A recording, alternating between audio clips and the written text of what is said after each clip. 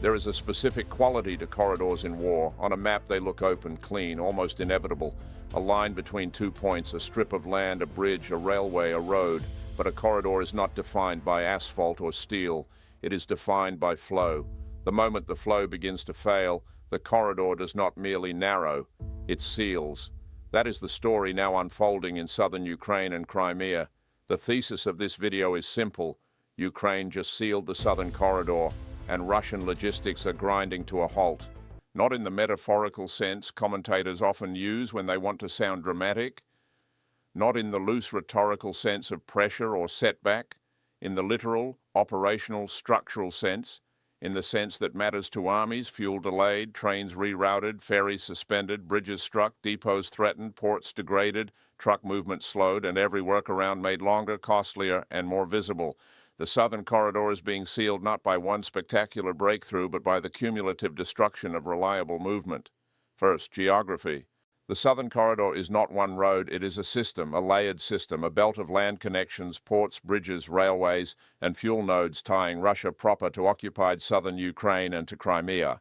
Reuters reported on June 10th that Russian-occupied southern Ukraine is a critical corridor connecting Russia to Crimea, and that the land bridge across the occupied south is vital for sustaining Russian forces along parts of the 1,200-kilometer front. In the same reporting, Reuters described Ukrainian strikes on Mariupol port and on the Chonhar Bridge, both part of that wider rear-area logistics architecture. This matters because the Russian position in the south has always depended on throughput, not symbolism, not flags on maps, throughput. Russia has needed to move fuel into Crimea, ammunition toward the Zaporizhia and Kherson sectors, repair parts into depots, personnel through rail junctions, and commercial goods into occupied areas to keep the rear stable enough for the front to function. Once that throughput becomes erratic, the southern corridor is being sealed, even if no single line on the map has been fully erased. And that sealing has been increasingly visible in the reporting.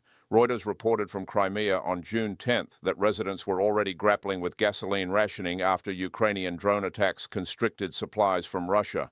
A Reuters witness described 20-liter fuel limits and QR codes linked to number plates for purchases in Sevastopol.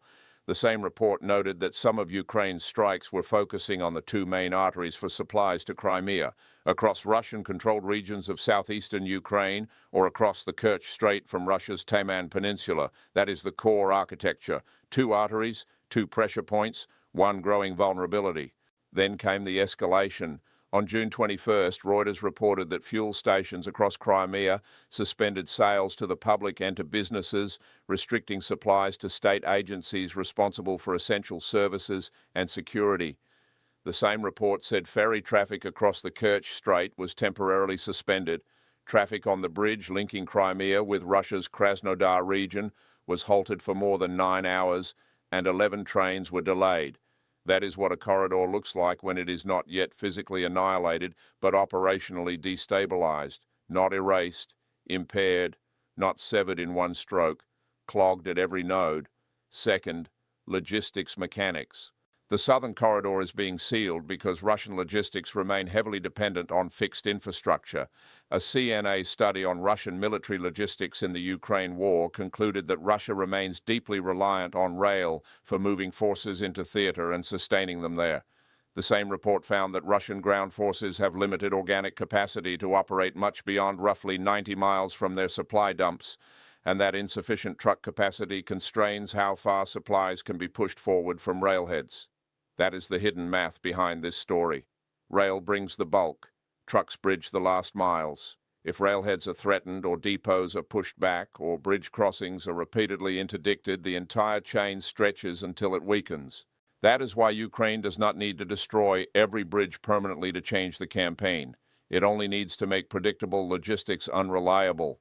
The CNA report notes that the arrival of HIMARS earlier in the war forced Russia to relocate depots beyond strike range, but also beyond the efficient one-day round-trip range of many Russian-wheeled resupply vehicles. That created a dilemma. Protect the depots, and you lengthen the supply haul.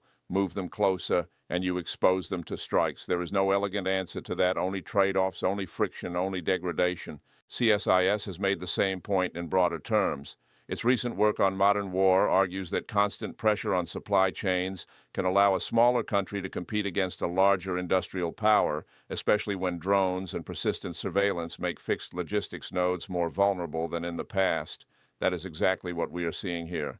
The southern corridor is being sealed by precision, by repetition, by the conversion of rear areas into contested space. Third, the choke points. When people hear Southern Corridor, they often imagine one uninterrupted land bridge. That is too simple. In reality, the corridor depends on a sequence of choke points. Mariupol as a logistics and port node, the M14 and linked highways through the occupied south, rail connectors built or restored behind the front, the Chonhar crossing, the wider North Crimean Canal transport corridors, the Kerch bridge and ferry system, and the fuel infrastructure that keeps all of it alive, ports, bridges, fuel. Remove reliability from those three, and the corridor begins to harden shut. Reuters' June 10th report on Mariupol is crucial here. According to Ukraine's military, the strike hit energy and maintenance infrastructure at the port and significantly limited Mariupol's capacity as a logistics hub. Ukrainian statements cited by Reuters said electrical substations, radar equipment, repair infrastructure, the control tower, and fuel and lubricant storage tanks were struck. At almost the same moment, Ukrainian units reported strikes on the Chonhar Bridge, one of the few overwater links connecting Crimea to occupied territory and by extension to Russia's southern war effort. One target is a port, one target is a bridge. Together they describe a method. The southern corridor is being sealed by attacking not merely transport itself, but the support systems that make transport function. ISW pushed the analysis further on June 21st. It assessed that Ukrainian forces were conducting a strike campaign to deny Russia the ability to sustain logistics and transport fuel across the Kerch Strait, and that these strikes were part of a broader systematic effort to deny Russian forces the use of the main ground lines of communication into occupied Crimea via occupied southern Ukraine. ISW also noted Ukrainian strikes on railway bridges across the North Crimean Canal near Rozdolny and near Chonhar, along with attacks on oil and transport infrastructure that were already worsening fuel shortages across occupied Crimea. That language matters. Deny, sustain, fuel. GLOCs. This is not a media metaphor, this is operational analysis. The southern corridor is being sealed by forcing Russia to choose between routes that are longer, routes that are slower, and routes that are easier to observe. Fourth, Russia's own actions reveal the vulnerability. One of the most important Reuters investigations of 2026 found that Moscow has been pouring money into transport and trade infrastructure across occupied southern and eastern Ukraine. Reuters reported that Russia has allocated about $11.8 billion in federal funds to develop the 4 occupied territories between 2024 and 2026, that the Novorossiya railway system includes a planned 525-kilometer line begun in 2023, and that a wider Azov Ring superhighway loop is intended to connect the occupied territories with Russia and strategically important Crimea. Reuters also found that more than 2,500 kilometers of railroads, highways, and roads were newly built, repaired, or upgraded between 2022 and 2025 across the occupied territories and nearby Russian areas. Why would Russia spend at that scale? Because it knows the corridor is vulnerable, because it learned that the Kerch Bridge can become a choke point, because it learned that Crimea cannot be sustained by prestige alone. Reuters' investigation explicitly notes that the new road and rail connections already allow vehicles and trains to circumvent the Crimean Bridge, which had previously been Russia's only road and rail link to Crimea and had proved a choke point after repeated Ukrainian strikes caused delays and disruption. That is the buried admission inside the infrastructure push. The old network was too exposed, too centralized, too brittle. But there is a paradox here. The very effort to create redundancy creates new fixed targets, new rail spurs, new bridge approaches, new depots, new maintenance clusters, new port functions. A logistics system becomes more resilient when it disperses, but it also becomes larger, more legible, and more demanding. Every kilometer added has to be guarded, every bridge repaired has to be defended, every new route has to be fueled. So the southern corridor is being sealed not because Russia has no substitutes, but because every substitute is more expensive than the route before it. Fifth, the cascade effect. This is where many observers still underestimate what Ukraine is doing. They look for a dramatic before and after image, a bridge standing, then a bridge collapsed, a rail line functioning, then a rail line gone. But campaigns of interdiction work differently. They operate through accumulation, a blackout at a port, a temporary bridge closure, a ferry suspension, a train delay, a QR-coded fuel ration, a detour onto smaller coastal roads, a truck disguised as civilian traffic. Each event is manageable in isolation. Together they become the story. ISW reported on June 7th that Ukrainian strikes were already complicating Russian logistics along the M04 and M14 highway systems, and that Russian forces had altered their Mariupol-Berdyansk logistics route to use local roads near the coast instead of the M14 highway. ISW further cited reporting that Russian forces were disguising military vehicles as civilian ones by repainting them white and changing the color of the coverings over truck beds. That is not the behavior of a logistics network operating normally. That is the behavior of a logistics network being hunted. The same ISW assessment said gasoline shortages in occupied Crimea were worsening, with occupation authorities reducing fuel sales to 20 litres per vehicle per week and requiring pre-purchased QR codes. It also noted interruptions in deliveries to stores and restrictions on basic goods like buckwheat, sugar, rice and flour. This is the other side of military logistics. Armies and civilian administrations draw from connected systems. Trucks that carry one thing are not magically unrelated to trucks that carry another. Fuel prioritization for the state means scarcity for the public. Detours for military traffic mean delays elsewhere. The southern corridor is being sealed and the pressure leaks outward into everyday life. Now, that does not mean Russia is cut off in the absolute sense, not yet. It still has routes, it still has stockpiles, it still has repair capacity, engineering units, ferries, rail crews, and the brute institutional ability to keep moving under strain. But not cut off is not the same thing as functioning efficiently. An army does not need absolute isolation to feel operational suffocation. It needs slower reloads, longer turnaround times, lower fuel confidence, less predictable rail throughput. That is enough, more than enough. So what happens next? If this analysis is correct, the Russian institutional response will unfold in 3 stages. Stage 1 is denial and narrative management. This is the stage in which disruption is described as temporary, localized, exaggerated, or unrelated to Ukrainian action. We have seen versions of that already in 2023 after Ukrainian missiles struck the Chonhar Bridge. Russian-installed officials said traffic would be restored quickly and that reserve routes were available. More recently, ISW reported that occupation authorities and Russian sources tried to frame shortages of basic goods in Crimea as natural fluctuations in harvest cycles rather than the result of Ukrainian strikes on transport arteries and energy infrastructure. That is predictable. Every system under pressure first tries to preserve the appearance of continuity. Stage 2 is substitution and compensation. This is where the institution admits the friction indirectly by creating workarounds, rerouting freight, shifting traffic to smaller roads, leaning on ferries, dispersing depots, moving goods through secondary ports, repainting vehicles, imposing ration systems, and prioritizing state consumption over civilian use. We are already in this phase. Reuters reported public fuel sales suspended in Crimea, while essential services retained priority. ISW reported detours away from major highways toward local roads near the coast and disguised measures for military trucks. These are not strategic solutions, they are compensations. They keep the machine moving, but more slowly, more expensively, and with more visible stress. Stage 3 is escalated reconstruction and adaptation that underdelivers against the timeline promised. This is the stage of big announcements, engineering push, new tenders, added air defenses, redundant corridors, accelerated rail and highway work, perhaps heavier convoy protection, and more dispersed logistics nodes.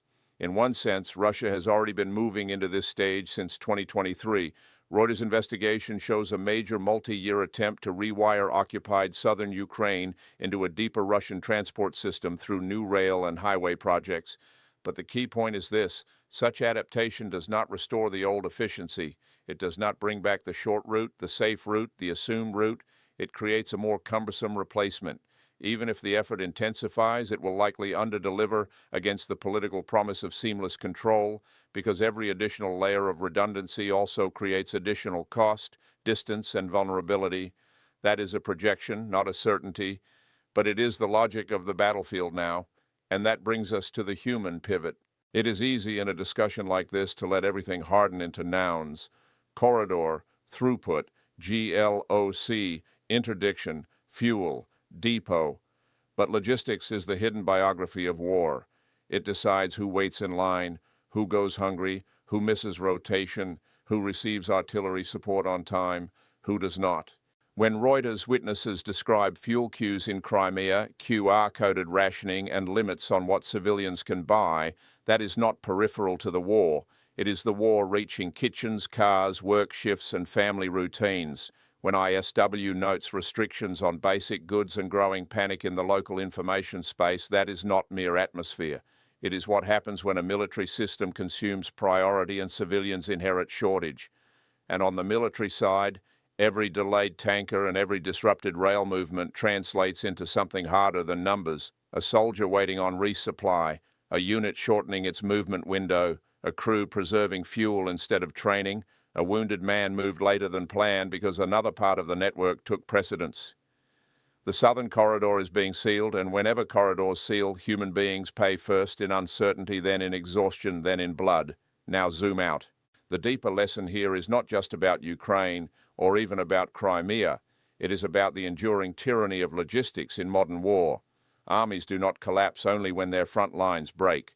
Sometimes they begin to hollow out long before that, when bridges become doubtful, depots become distant, and every kilometer of rear movement becomes contested.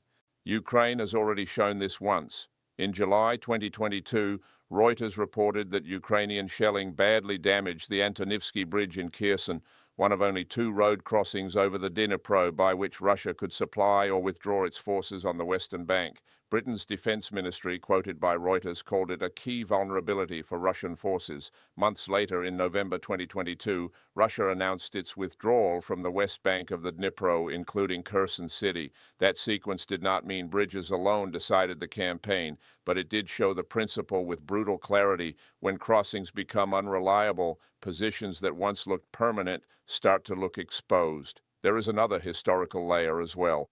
Reuters' 2026 investigation argues that what Russia is doing in occupied southern Ukraine is in many ways an accelerated version of what it did after annexing Crimea in 2014: build infrastructure, militarize connectivity, convert geography into permanence. The investigation quotes Ukraine's presidential representative for Crimea saying, "Crimea was their training ground." That is a remarkable phrase because it suggests the entire southern occupation model was built on the assumption that Russia could solidify control through roads, rails, ports, and power, and now Ukraine is targeting precisely that assumption. So the broader strategic lesson is not complicated, but it is severe. Deterrence is not only about destroying enemy forces, it is about threatening the systems that let those forces remain in the field. Military prestige can survive tactical losses. It struggles to survive recurring logistical humiliation. A state can replace vehicles. It can draft more men. It can announce new routes and bigger projects. But if it cannot move fuel predictably, if it cannot secure bridges confidently, if it cannot preserve rail throughput under strike pressure, then control becomes theatrical, loud, expensive, and increasingly hollow. That is why this matters far beyond 1 week of drone footage. Ukraine just sealed the southern corridor, sealed by geography, sealed by rail dependence, sealed by bridge strikes, sealed by fuel scarcity, sealed by the exposure of the Kerch system, sealed by pressure on Mariupol, sealed by the long logic of interdiction, sealed above all by the realization that in the south, Russia no longer moves through a rear area, it moves through a battlefield. That does not mean collapse tomorrow. It does not mean Crimea is isolated in the absolute sense. It does not mean Moscow has run out of tools, but it does mean something more important than a slogan. It means the war in the South is being transformed from a contest over possession into a contest over sustainment. And once that shift occurs, every day becomes a test not of rhetoric but of tonnage. The southern corridor is being sealed. The southern corridor is being sealed more by accumulation than by spectacle. The southern corridor is being sealed not by one decisive blast, but by a pattern of attrition too coherent to dismiss, and if that pattern holds, Russian logistics will continue to grind because logistics always grind before strategy admits what has changed. So here is the question: is this only a temporary disruption that Russia can absorb through rerouting, reconstruction, and sheer mass, or is Ukraine now beginning the slow operational isolation of Crimea and the entire southern front? Tell me which side of that question you are on and why in the comments.